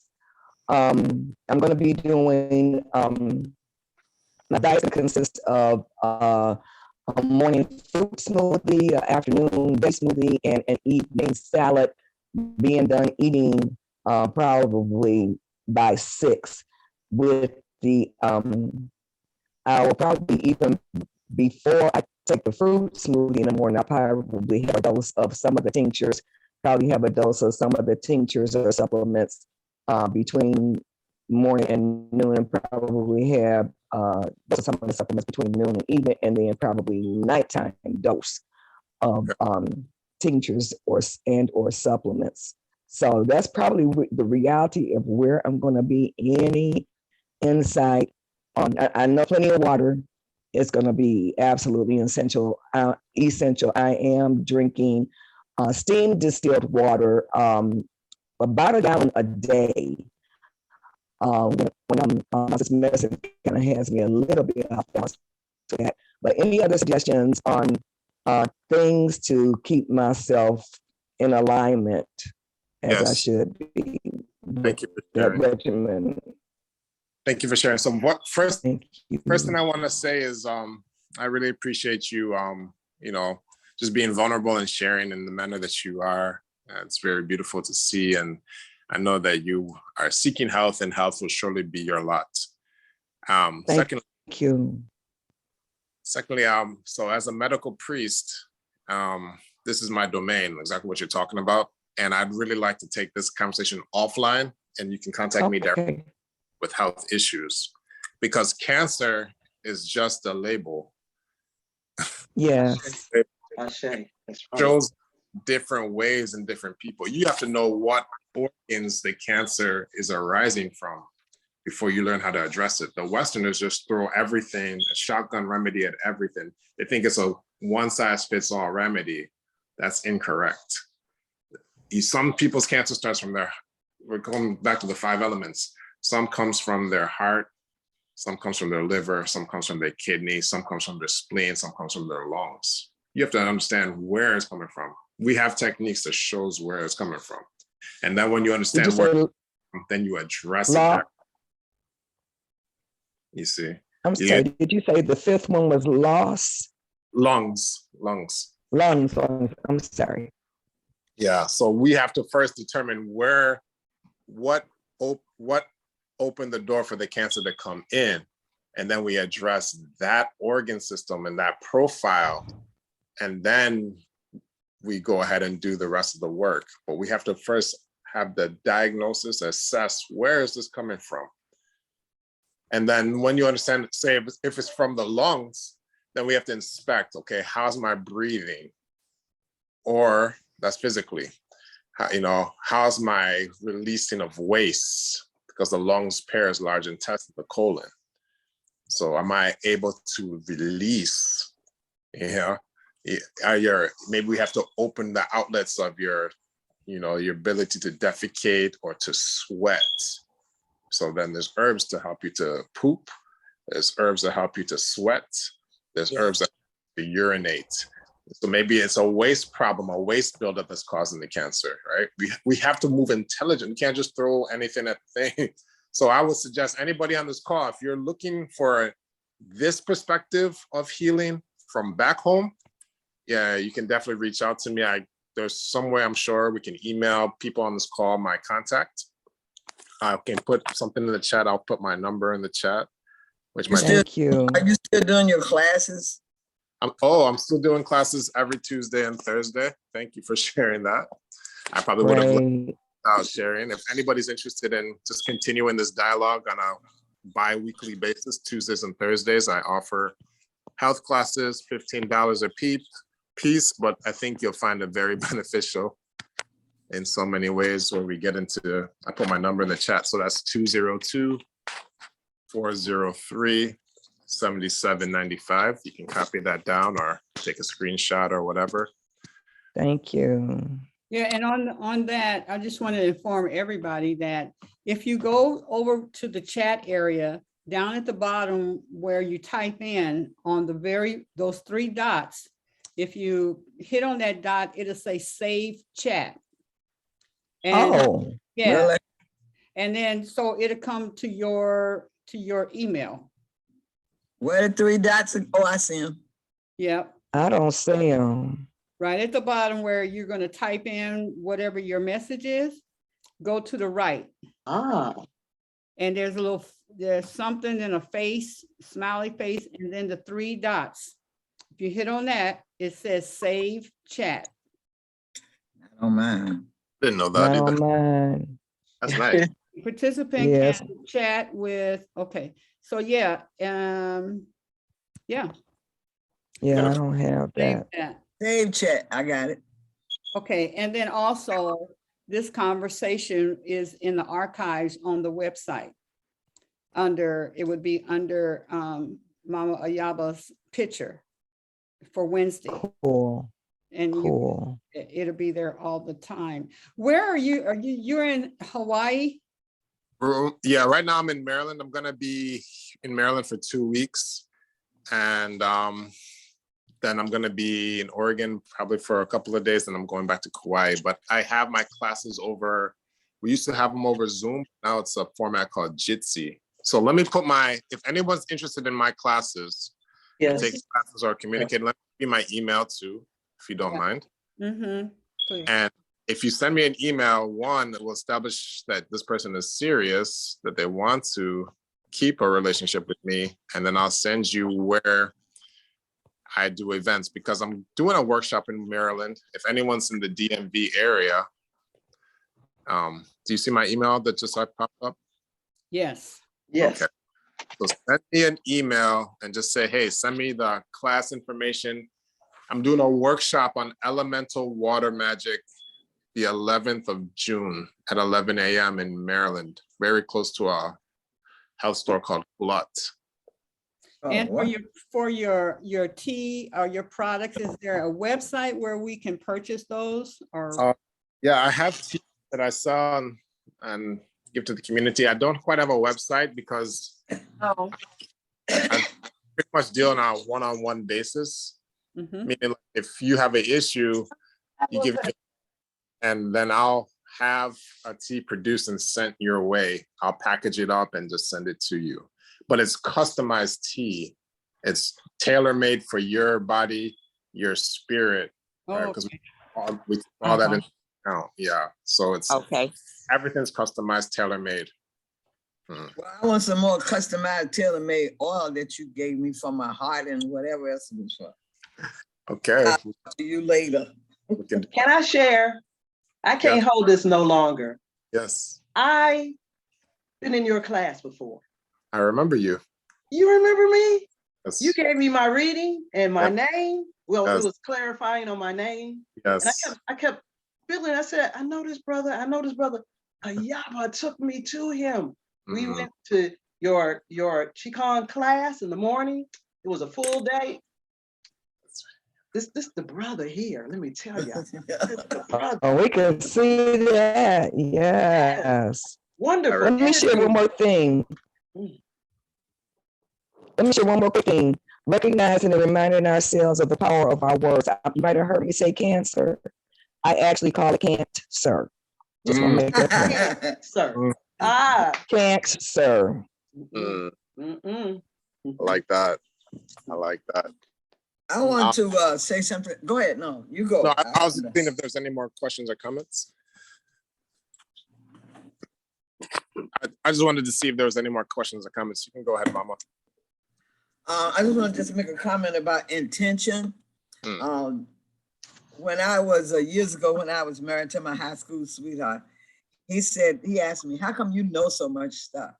And I said, well, I just asked my brain, and 2 weeks, 14 days later, I get an answer.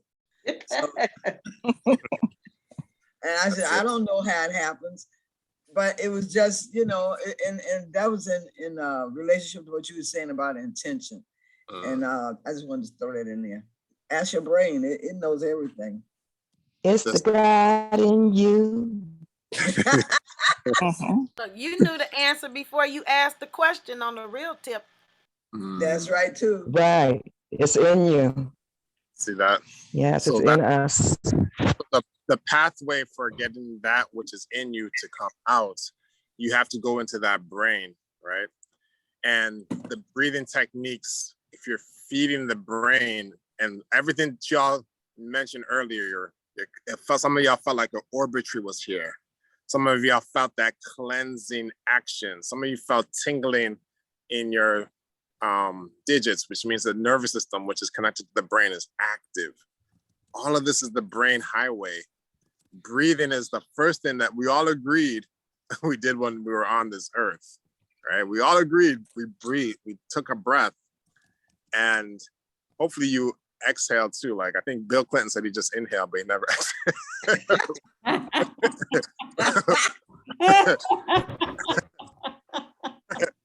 but hopefully y'all are exhaling too. And but when you're dealing with survival, breathing and diet are the most key. Your breath is number one, and how you feed yourself, how you nourish yourself is number two. When you're dealing with immediate survival issues, you want to understand how to breathe more effectively and how to eat, right? So it doesn't matter what the name condition is, you can always combat that directly with the breath. Because where is that breath coming from? That's coming from your spirit. That's coming from heaven itself. That's the heavenly bread. And we know that mind works over matter, yes? Yes. Yes. See? And then if you layer that mind with a healing intention, what you're gonna get? You're gonna get the healing. That's what Qigong is all about. So I'm inviting all of you. My next class is this Thursday. If you send me an email, I'll be sure today to send you back the way to get in touch with this class. It's a small group. It's about 6 to 8 people who just consistently come. But if you listen to their testimonials, they'll tell you something, and I'd love to expand it. What's the fee for that class? It's a $15 donation. If you don't have 15, don't worry about it. Just pay what you can, even if it's 15 cents. Just what time is the class? And 6:30 to 30 p.m. It's in the chat. It's in the chat. Okay, for 2 hours. 6:30 to 7. 6:30. Did you come? 30 minutes. Okay, thank you. Mama Ayaba, is there a way that I can like send you something and maybe you can send it out to the group the same way that they got this? Oh, she. Yes, yes. Oh, okay. So thank you. Yeah, I speak for her. I speak for her. Quick question. Is there a way to cleanse our land before we plant? It's the land. Beautiful question. Wow. Wow. Y'all are a serious group now. Yeah, we serious. Serious group. Okay. So one of the major minerals that the land enjoys is iron. Oh, I think, am I freezing? No, No, you're you're fine. Okay. So iron is one of the chief minerals that you can use to strengthen the land. So if you want to strengthen the land, you can plant crystals that have high iron content, such as hematite. Let me put that in the chat. Hematite, H-E-M-A, that's like the blood, hema, T-I-T-E, hematite. Or some people use pyrite. Pyrite is also called fool's gold. You seen that crystal that looks like gold? Yes. That's fool's gold. That also has iron. That's iron sulfate. So the sulfate of the sulfur is the fire. And we use fire to purify the body, yes? Yes. Yes. So if you purify the earth, purify the land, and you don't need a whole lot. You can just take you a nice 1 or 2 chunks and crush it. Take a hammer or something and crush that into fine particles. And then with your intention, sprinkle it on the land. Sprinkle it on the land, sprinkle it in the soil. And if you've seen it, if you're using the pyrite, see that fiery aspect, purifying any chemicals, anything that's on towards, that's not supporting life, that's not aligned with harmony, that's not aligned with you as a divine being. See all of that fire transforming that energy on your land. See, now the ritual is become activated. Your intentions become activated, you see? You can also walk the land with your intentions. That's right. You can smudge your land. And smudge it. You can put salt on that land. You can spray Himalayan salt or sea salt and, let that purify. And as you're walking on the land, I would suggest barefoot. Your intention to purify this space that you're in and be there presently with you, you see? We have Tiffany wants to join us, and then we are past 10 o'clock. We definitely want you back, Baba. And Ashe. after Tiffany speaks, Mama Ayaba, I'll bring you down and you can close us out. Unless you want to continue, we're not bound by time. It's up to you, but I did want to acknowledge that it's 10:05. Tiffany, go ahead, dear. Yes, I wanted to say some things that you can plant to purify your land would be turnips, radish, peas. It's also, you can get a ground cover mix, planting any kind of greens, kale, and you could put them anywhere in your yard. The kale and the collards, those things, they capture any toxins in their leaves. So you don't want to eat them, but you can spread seed, especially if you create a no-mow zone in your yard and just allow those things to just take root and flourish. And then you can create different sections of your yard and work your yard in that way. And Sister, you said turnip? Turnips, Okay. radish, burdock root. Oh, okay. And you could plant them in your yard. Awesome. Thank you, Miss Tiffany. Another one is ginseng. Mm-hmm. So if you have area that's like any area that's forestry, you can also plant those things in there, because the healing also, there's a lot of healing under the earth that we can't see. And so the mycelium is growing all around anything. It's all underground. And so that takes the information underground from each plant. So that healing can occur in that way. And spread, yes. I know Liv wanted to share some things that we've been growing that she harvested from the community garden at Broad Rock. Liv, are you still here? Yeah, I'm here. Not the berries, because one second, let me figure out how to put the camera. Not the berries. I'm just washing fruit, but we harvested some mustard greens that came up on their own in the middle of some beds. We found some yellow dock, and so I was rinsing and washing that up. And then some dandelion leaves. They're wilted because they were under the water being washed. And then we have a raspberry bush, so we've got the red raspberry leaves. And then I'm also going to grab some of the blueberry bush leaves because I heard those are beneficial too. Yes. But not the berries. I'm just cleaning fruit. Well, you know what you got there, Liv, what you have there, like if you just took some of those ingredients and made a tea, and then you combine that tea like a spray bottle. And that's right. Yes.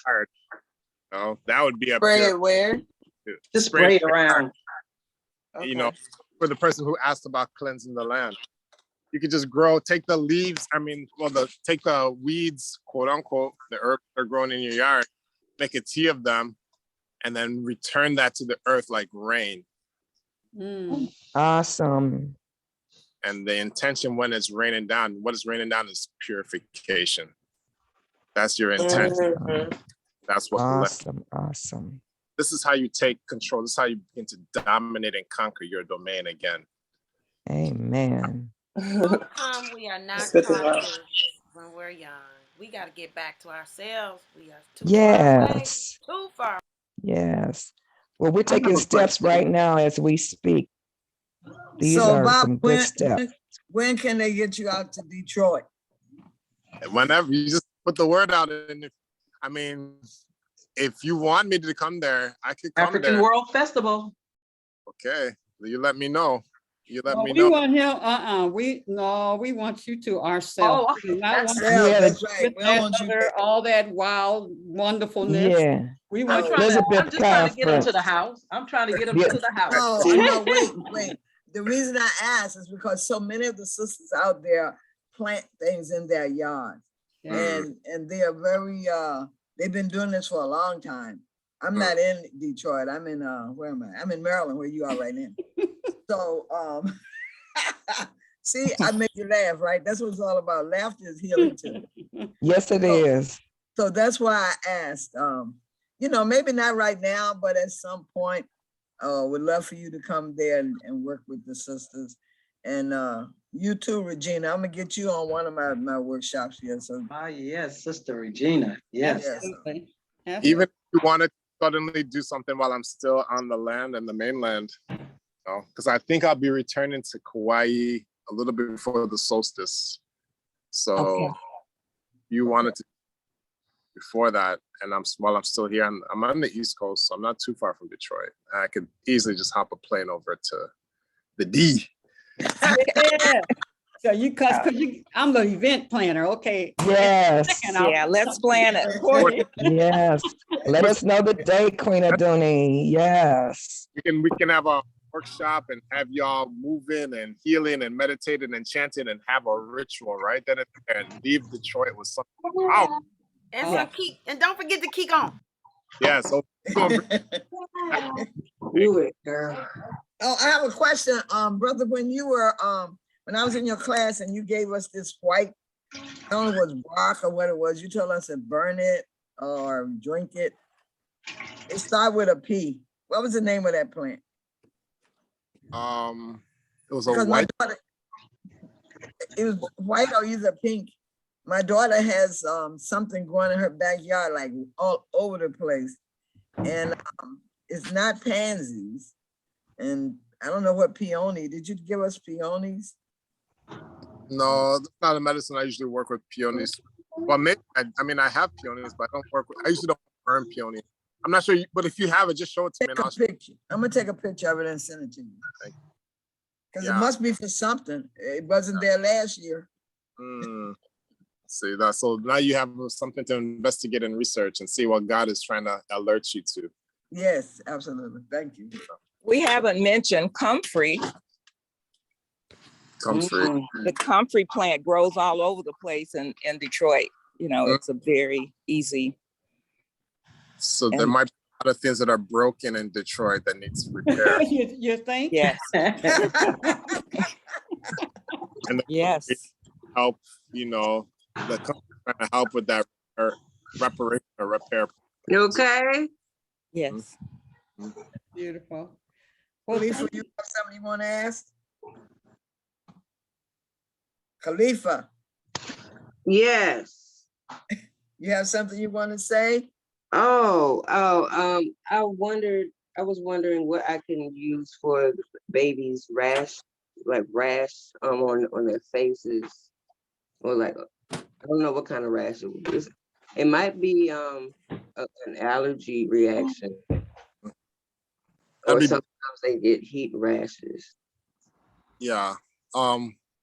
Is that baby still breastfeeding? Yes. Okay. Well, no, the other one is 3. She's not breastfeeding. She has rash. The 3-year-old. Okay.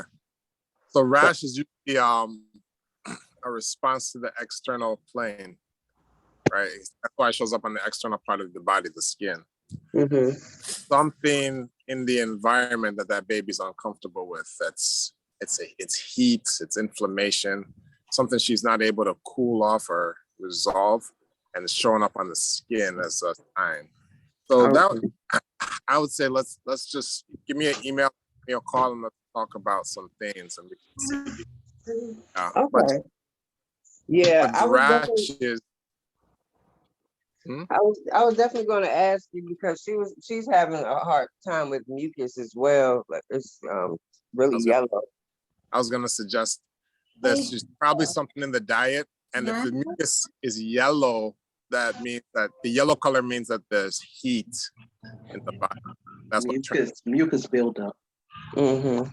That's what turns it yellow. So you're gonna probably have to put a little bit more alkaline foods into that diet, a little more cleansing foods, maybe soups, nice vegetable soups, things in the roots, like root veggies. So I heard earlier burdock root.